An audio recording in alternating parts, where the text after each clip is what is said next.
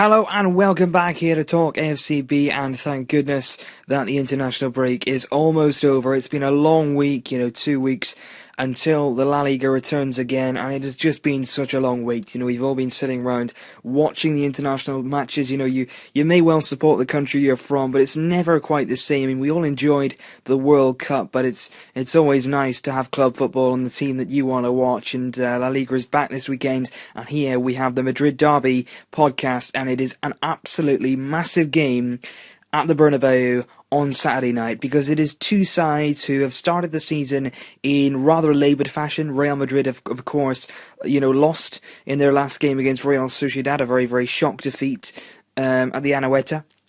Atletico Madrid, on the other hand, have picked up 4 points, quite decent. They're still unbeaten this league term, but they drew to Rayo Vallecano on the opening day and only just eased past Eibar in the second game they had.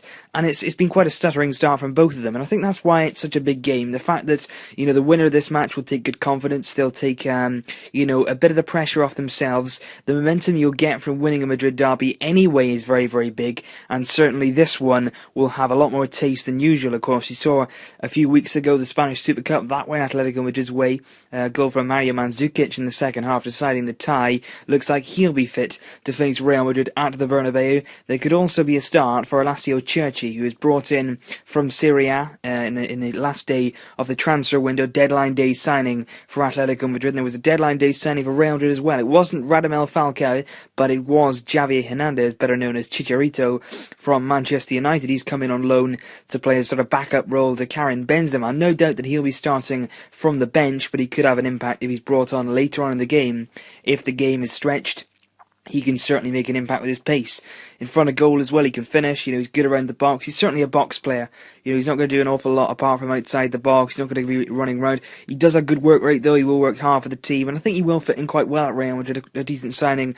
Of course, Falcao is a better striker, but in terms of what Real Madrid need, it seems that Javier Hernandez could well fill that gap. But it's just, an interesting lineup for Madrid, because it seems as though they're going to be without Dani Carvajal. He picked up a slight knock in Spain's first match, in the international break. It looks like he will miss the Madrid derby, which means it looks like Alvaro Arbeloa will slot in at right back. Along the back four then, Sergio Ramos, of course, Pepe. He had a slight knock on his knee, Sergio Ramos, in the game against Macedonia. He was checked over this morning and everything went okay, so it seems as though he'll be fine to start the game. Left back is always a bit of a decision for Ancelotti to make, isn't it? Will it be Marcelo, will it be Coentrao? Games like this, you usually go with the safe option, which would probably be Fabio Coentrao, but you sense that Marcelo could well get the nod.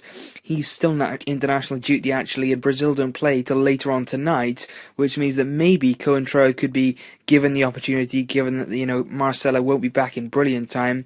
As, won't Gareth Bale. He's only just finished playing for Wales in Andorra on a very, very bad pitch, I'd also add. He scored the game-winning goal.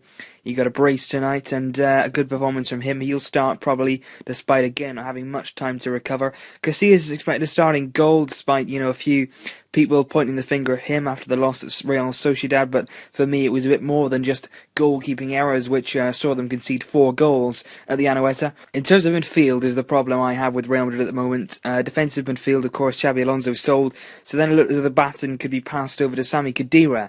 That hasn't happened because Sami Khedira is injured, got injured in the international training session before Germany's first match of the international break. He was injured, and it looks like he could be out for around between 1 to 2 months. So it's quite a lengthy injury, that one. So it looks as though Iaramendi could be the man deployed in that defensive midfield role. Toni Kroos as well has been known that he can play there, possibly Luka Modric. But again, Real Madrid here really clutching at straws. They don't have an obvious replacement, and certainly not one of such high quality and experience to replace Sami Khedira. And of course, they were replacing Alonso, who's gone to Bayern Munich. It's going to be interesting to see how Ancelotti goes for. There was a lot of talk that maybe, he could shuffle his formation in order to accommodate the likes of James Rodriguez, Gareth Bale, Ronaldo, Benzema, all on the same team. We're still not quite sure the balance they're going to have yet, but going into this game, you'd expect the likes of Gareth Bale to start. Cristiano Ronaldo apparently has been training 5 hours a day to get ready for this match. He's been nursing an ongoing problem with his, his legs. He's had different muscle injuries, he's had knee injuries, he's had different ligament problems, and he's just been trying to recover from that fully. He's been taking a complete rest over this international break, and of course the game against Real Sociedad, and it could be expected that he'll return at the Bernabeu on Saturday. Karim Benzema expected to lead the line. A good goal against Spain disallowed in the pre-season friendly, the international friendly at the start of last week. Very interesting game, though. In terms of Atletico Madrid, they're going to be playing with, the same sort of side. Diego Simeone still banned, which is still something that affects them greatly, I feel. He's a guy on the bench who really does get them going, gets them motivated, keeps them focused, and that's what they need, because they play such a style that, it is backs against the wall stuff. It is fully concentrated defensive work, and Simeone does need to keep them switched on at times, and they do miss not having him on the bench. They've got, of course, Herman Burgos, who's, quite a character. We saw that in the Madrid derby before.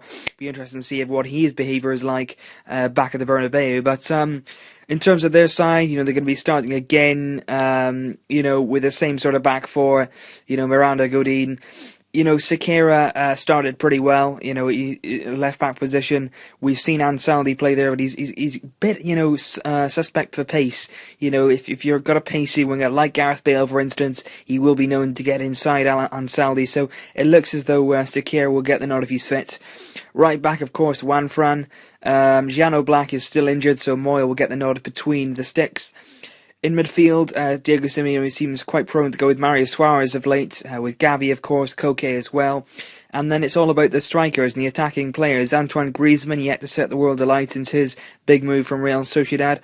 Mario Mandzukic has got a few goals under his belt, and of course I mentioned earlier Alessio Cerci, who will try and make his debut in a big game for Atletico Madrid. But in terms of the result, it's going to be very claose. I think it'll be a cagey affair. It's not going to be an open game. It's not going to be a one-sided match. They'll both have their chances, I'm sure, because I think both defences at the moment are there for the taking. I think Atletico Madrid, usually very strong at the back, have actually been a little bit suspect, a little bit lackadaisical in the last few games. Real Madrid, we saw against Sociedad, can easily be cut open from the midfield area, and runners into the box does really cause them problems. But be really interested to see how they cope, and be interesting to see how much Atletico want to go for it, because I think if you do put pressure on Real Madrid, if you do want to go and attack them like Real Sociedad did in numbers and gamble a bit, then you do get your rewards. But it'll be interesting to see if that's Simeone's tactic going into the game at the Bernabeu.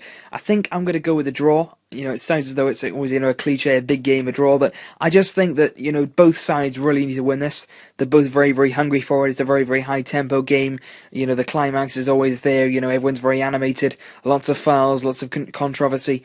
But I'm going to go with a draw, a 1-1 draw. I think it's going to be a low-scoring game, this one. It's going to be quite cagey in places, quite furious in places, but I think it's going to be a great game. You can watch that on Saturday nights, and it's going to be a cracker, I'm sure, but a very good one, and a very good way to start the La Liga campaign back up again after this quick international break. So thanks for watching. As always, I'm here on TalkFCB. Tune in for more La Liga podcasts over the course of the season. We're going to be bringing you lots here, right here on TalkFCB. So thanks for watching. Leave your match predictions below and your comments on the game coming up this weekend, and I'll see you very soon in the next podcast.